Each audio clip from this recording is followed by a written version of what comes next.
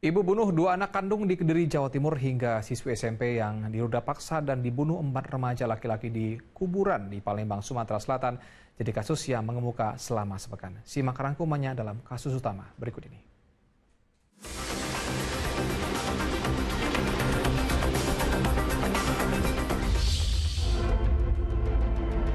Kasus kematian seorang remaja putri yang jenazahnya ditemukan di Kompleks Pemakaman Talang Kerikil, Kemuning, Palembang, Sumatera Selatan menjadi sorotan.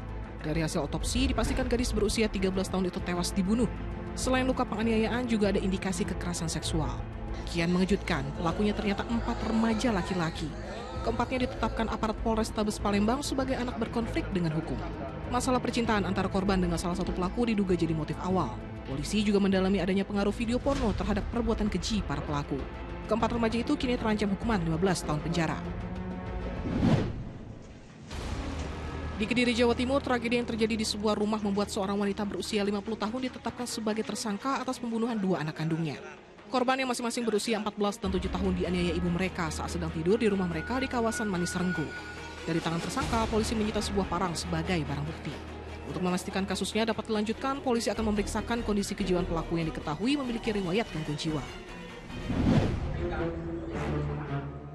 Seorang remaja putri 19 tahun di Tangerang, Banten mendapat pelecehan seksual oleh seorang perawat klinik Medika Utama di Jalan Wahid Hashim, Cipadu.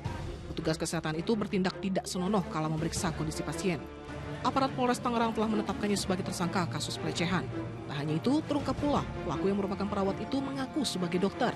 Izin praktik klinik juga sudah habis masa berlakunya sejak tahun 2022. Tersangka terancam hukuman 12 tahun penjara dan denda 300 juta rupiah. Polisi juga membuka posko pengaduan untuk korban lain yang melapor. Berdalih sakit hati ditinggal menikah, seorang pria di Pati, Jawa Tengah tega membunuh mantan kekasihnya. Lelaki 32 tahun itu menganiaya ibu satu anak tersebut dengan senjata tajam. Tersangka bahkan sempat berusaha mengakhiri hidupnya. Ia bersama korban dilarikan ke rumah sakit. Naas, nyawa korban tidak tertolong karena luka parah di bagian perut.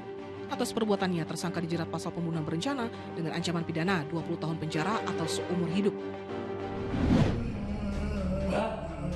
Seorang pria di Pangkep, Sulawesi Selatan tega menghabisi nyawa kakeknya. Korban ditikam saat duduk di teras rumah.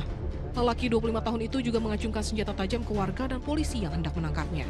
Tembakan peringatan terpaksa dilepaskan polisi untuk membubarkan warga yang berniat menghakimi pemuda tersebut. Kepada penyidik, tersangka mengaku sakit hati diabaikan korban saat anaknya sakit. Kini pelaku mendekam di sel tahanan dan terancam pidana penjara seumur hidup.